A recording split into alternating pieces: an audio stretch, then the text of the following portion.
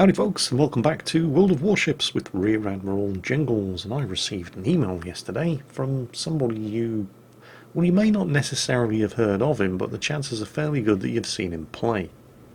This, I'll have a stab at pronouncing his name, is Tican? Ticana? I don't know. We're going to call him Tican, and if I'm wrong, well, I'll just have to live with it. Tican is a member of Rain. Now, Rain is a fairly new clan, but they burst onto the competitive scene in fairly impressive fashion by utterly dominating the latest King of the Seas tournament. And the reason for that is that while they're a fairly new clan, they consist mostly of French and German players recruited from the old Unité Francophone and Omni clans, both of whom have done exceptionally well in previous King of the Seas tournaments. And Rain weren't content to merely win the European King of the Sea tournament, which was broadcast from the Wargaming St. Petersburg offices. Just under 2 weeks ago, they also, the following day, went head-to-head against the Russian champions, Smile, and utterly smashed them, winning 3-0, and in the second game, defeating them by 1,000 points. And just in case any of you haven't actually seen the game that I'm talking about, and the implications of what I've just told you haven't quite sunk in, remember, to beat a team by 1,000 points, you not only have to score 1,000 points yourself, you have to reduce them to 0. And we're not talking here about doing this to some bunch of no-hoper scrubs in the qualifying stages. They did this to the Russian champions. So, when I got an email from one of Rain's battleship players, saying, I had an interesting game in the Montana the other day that you might take a look at, I tend to sit up and pay attention. And this is it. Tican isn't alone in this match. He's in a division with another clanmate from Rain, goes by the name of Monkey DeLuffy, in the Hindenburg, and another friend from outside of the clan in the Pan-Asian Tier 10 destroyer, the Yu Yang. Note that this is the only destroyer on the team. The enemy team have a gearing, and judging by the state of the central Bravo capture point, which is being contested, that's almost certainly where the enemy gearing is. So while Jimmy in the Yu Yang is attempting to flush out and spot the enemy gearing in Bravo, Tican here has found himself in what we like to refer to as a target-rich environment. All kinds of enemy battleships, nice big fat broadsides, and, oh yes, very nice indeed, 17, nearly 18,000 damage. No citadels, but lots and lots and lots of 16-inch armour-piercing penetrations from these 12 16-inch guns. The Montana has a very heavy broadside. Yeah, I think we can pretty much predict, we know where the gearing is, judging by those torpedoes. He's probably lurking around the corner of the island over there. At the moment, neither of the teams actually have any points coming in from any of the caps. So this is all, at the moment, down to who kills who. That Iowa does look like he's overextended just a little bit and is exposing broadside to, oh wow, another 10,000 damage. Tican requesting that the team cover the Iowa, who's obviously turning around and trying to disengage, and there's the gearing. Gearing's pulling back so he can still contest, but the friendly Moskva just got himself utterly crushed. And I had to actually check on Google Translate what this meant. But that's a Turkish player who killed him, and he's actually offering his apologies, no offence in chat there in Turkish, which is nice to see. Not much commiseration for the Moskva player, but the good news is that while the enemy team were occupied kicking him to death, the Iowa has managed to get away with it, and there he is. And his anti-aircraft guns are going to create a huge no-fun zone for those dive bombers who are attempting to flush out Jimmy over there in the Yu Yang. And it's not just the Iowa, the friendly carrier, the Shikoku, has also vectored some fighters over there to shoo those dive bombers away. We may actually be witnessing a very rare moment of spontaneous teamwork in a random battle. Or it could just be indigestion. There's no real opening here for Tican to push through the enemy line, but that Grosser Kurfürst is looking pretty vulnerable. He's got his spot plane up, by the way, hence the distorted view, and that does look pretty good. Oh yeah, that's not bad. That's not bad at all. There's nobody on this flank, by the way, other than Tican and Arun. And that's the guy that the Grosser Kurfürst currently had his gun turrets pointed at. And the Arun is the one that set him on fire. But I believe his turrets are swinging around in this direction. I think Tican got his attention with that salvo. Yep. And this one looks like it's going to be on target as well. Oh, lordy, lordy, lordy. That one's going to leave a mark. the Grosser Kurfürst is getting caught in a crossfire from 3 different directions, and then he goes undetected, and what he wants to be doing right now is not firing his guns, because he does not have a huge amount of health left. And so of course he fires his guns. They need to finish him. His damage control is on cooldown, the fire's still burning, and he's trying to fight it by using his heal, but yeah, too little, too late. The kill goes to the rune, took him down with fire damage. Unfortunately, Jimmy in the Yu Yang was forced out of Bravo by that gearing, and that gearing has just torpedoed the Iowa that we saw earlier. So Jimmy is working his way around and is currently working on attempting to capture Charlie. Which means that with the enemy team in control of Bravo and up 2 kills to 1, they're starting to open quite a nasty little points lead. So with no caps under their control, TCAN's team only source of points is from sinking enemy ships, and they've only managed to do that once so far. Still plenty of enemy ships down to the south and more that are currently undetected, but hello, there's the Moskva. Seen some arm piercing coming in from an enemy Iowa over there. They're both shooting at the rune. Well, while they're distracted and the Moskva is showing all that lovely broadside, let's see what 12 16-inch guns can do. Oh my lord. And it's knocked his engine out. Now, is he going to use his damage control to get his engine back up? Because he's highly unlikely to have last stand. Last stand allows you to continue to manoeuvre if your rudder's been disabled and continue to move, although at slower speed if your engine gets knocked out. But it's typically the sort of skill that gets picked on destroyers. Not so much big hulking heavy cruisers like the Moskva. Now Monkey in the Hindenburg is also unloading armor-piercing salvos on that guy. And his engine still appears to be knocked out, which means he's slowing down to a standstill. The rune is hitting him with high explosive. And practically stationary, broadside on to a Montana. Yeah, that was in fact a paddling. And suddenly, it looks like they've actually managed to make themselves an opportunity on this flank that didn't really exist before. The Moskva was the furthest one out on the flank. Now, it's the enemy Iowa. Now, the Iowa's momentarily gone and... Oh, wait, no, he's back up. I'm going to lay money that that Iowa saw what happened to the Moskva, realised that he's now the most exposed ship out on the flank, and he's thinking, nope. And he's now turning around and heading back down to the southeast. And that means that TCAN now has the opportunity that he's been biding his time waiting for all the way up until now. Now he can start going on the offensive. He's no longer at risk of driving into an enemy crossfire. Now he can afford to be a bit more aggressive and drive out to the western end of the map and then hook around and start heading south and catch the enemy ships in a crossfire. And it does look like the enemy ships on this flank are in full retreat. Monkey in the Hindenburg is keeping up the high explosive fire on him. He's also taking hits from the rune. The enemy Iowa does look as if... Yep, he is. As anticipated, the Iowa has decided, screw this. Doesn't like being isolated out in the flank. And he's heading into the safety of the island and heading back down to the southeast. Although he's only relatively safe, the rune is taking some parting shots at him, hoping to set him on fire before he disappears out of line of sight.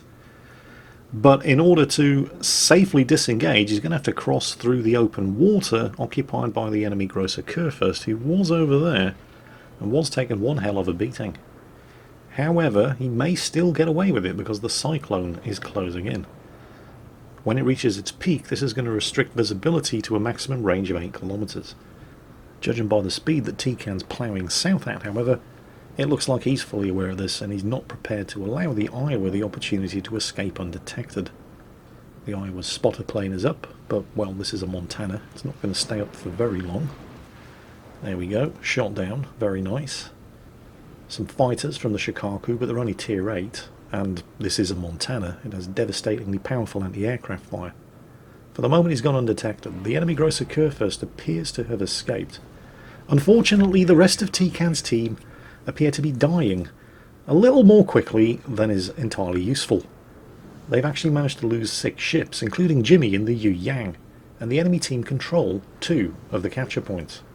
And at this point, TCAN's team are actually down to 75 points, while the enemy team keep accumulating points even without continuing to sink ships.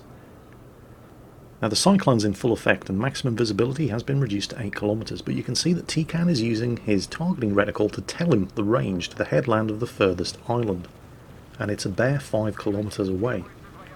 So if that enemy Iowa is doing what TCAN is clearly anticipating that he's doing, and using these islands to escape to the south.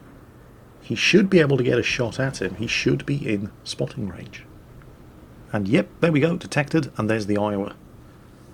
And the Iowa actually starts turning in, which is the worst possible thing to do when you're this far away from a Montana, and is incredibly lucky to only take around about 9,000 damage. Of course, the Iowa has some pretty nasty 16-inch guns as well.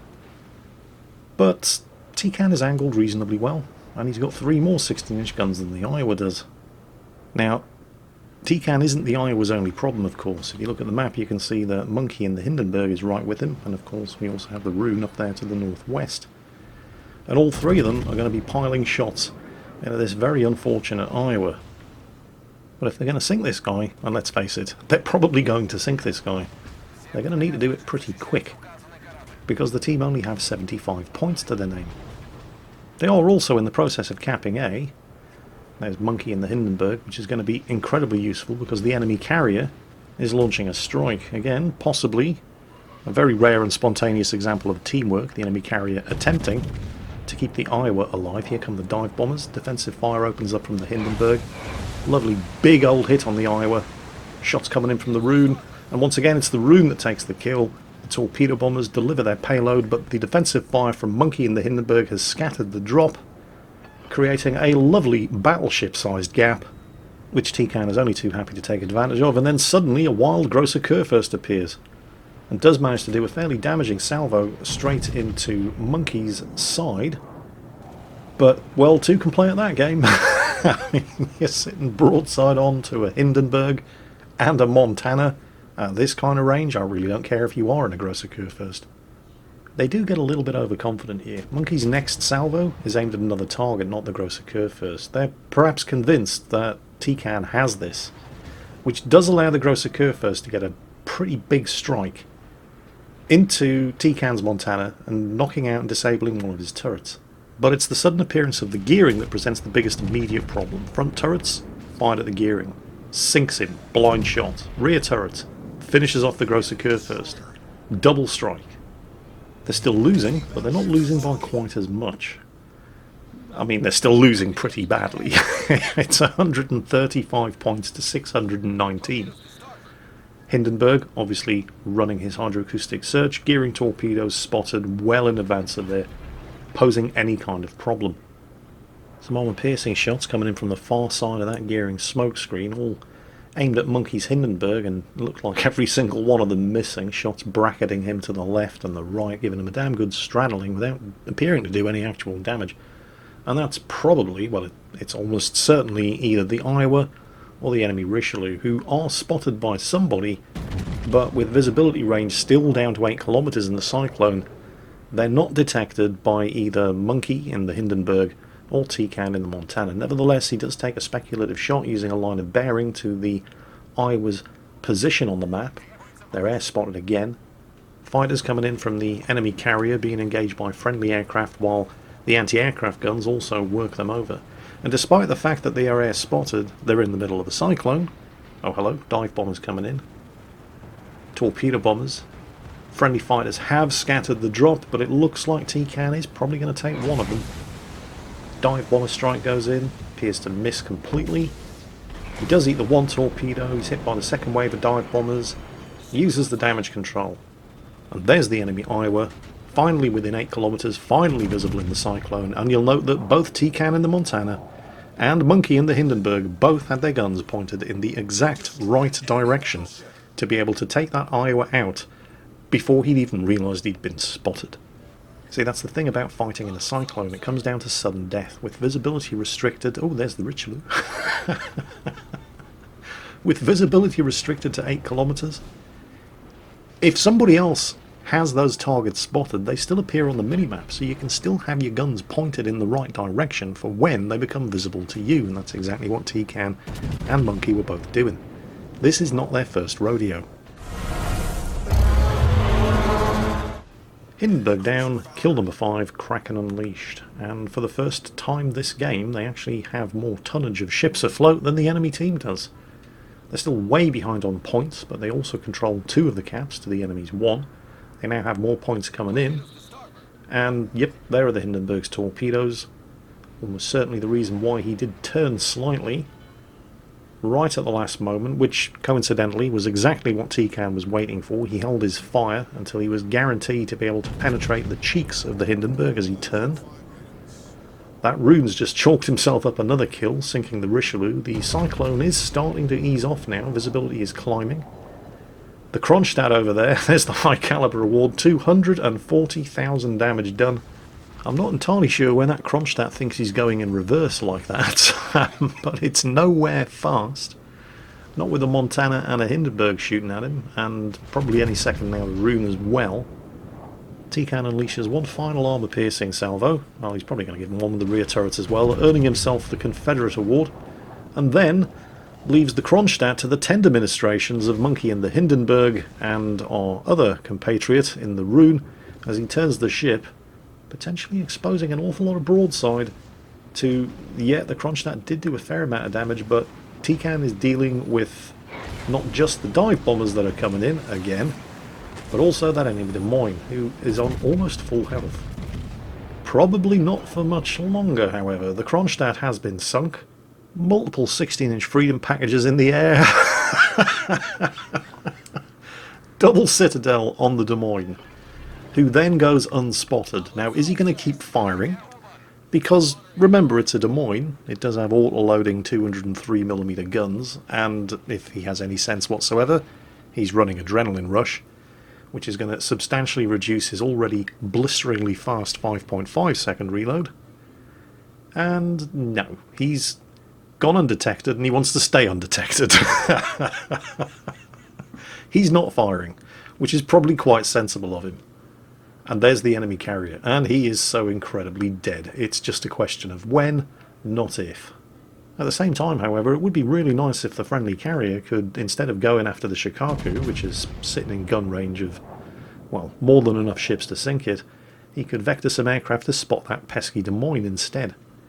But no, it is not to be, and if you want a job doing properly, you have to do it yourself. TCAN's launched his own spotter plane. And there's the Des Moines. Realising he's now spotted, got nothing left to lose, starts unloading the high explosive into the side of TCAN's Montana, which is a bit of a missed opportunity, because at that kind of range he could probably have done more damage with armour piercing. But, well, maybe, maybe not. High explosive, generally a safer bet. And unbelievably, that's now the third capture point capped. Not by a destroyer, not by a cruiser, although Monkey and the Hindenburg did help, but by TCAN in a Tier 10 battleship. That pesky Des Moines still undetected, so TCAN uses his last damage repair. He still has his damage control ready to go and turns to do two things. One, get some shots off using just the forward turrets against that Shikaku, while at the same time exposing a big, tempting, juicy broadside shoot-me target to the Des Moines, while at the same time recovering some health, so it's a risk, but it's not a huge risk, and just hoping he can troll that Des Moines into giving his position away by risking a shot at this big fat juicy target. But the Des Moines is determined to save his health for the next battle, and he's not taking the bait. So we're going to have to do this the old-fashioned way, and he is finally spotted by carrier-borne aircraft. Shots out. The Shikaku has been sunk. This is the last ship on the enemy team, and these shots do look pretty good. Oh, yeah, good enough. But it's Monkey and the Hindenburg who actually takes the kill and puts the Des Moines down for good, winning this match. Now, Monkey did have a very good game in the Hindenburg, I can tell you that, as well as his 2 kills. He earned 2,488 base experience during the course of this match, which is pretty impressive, but he didn't come first, with 341,000 damage done, to go with his 5 kills, his Kraken Unleashed, his Double Strike, his Confederate, and his High Caliber. Can you guess how much base experience TCAN earned playing this game? Not his net experience, that was 29,315 to go with his 5,131 free experience. His base experience, before modifiers, was nearly 4,000. 3,885 to be precise. That is phenomenal. And it's nice to see that the highest scoring player on the enemy team was the Turkish player in the Hindenburg who got the First Blood Award and was such a gentleman about it in chat. But this one was pretty much all about Tikan in the Montana, ably assisted by Monkey in the Hindenburg, both members of the Rain clan and both reigning champions. You see what I did there? Yes, I am available for children's parties. Sorry, I'll get my coat. Both reigning champions of the King of the Sea tournament. Yeah, they're pretty good. That's it for today, folks. I hope you enjoyed it. And as always, take care, and I'll catch you next time.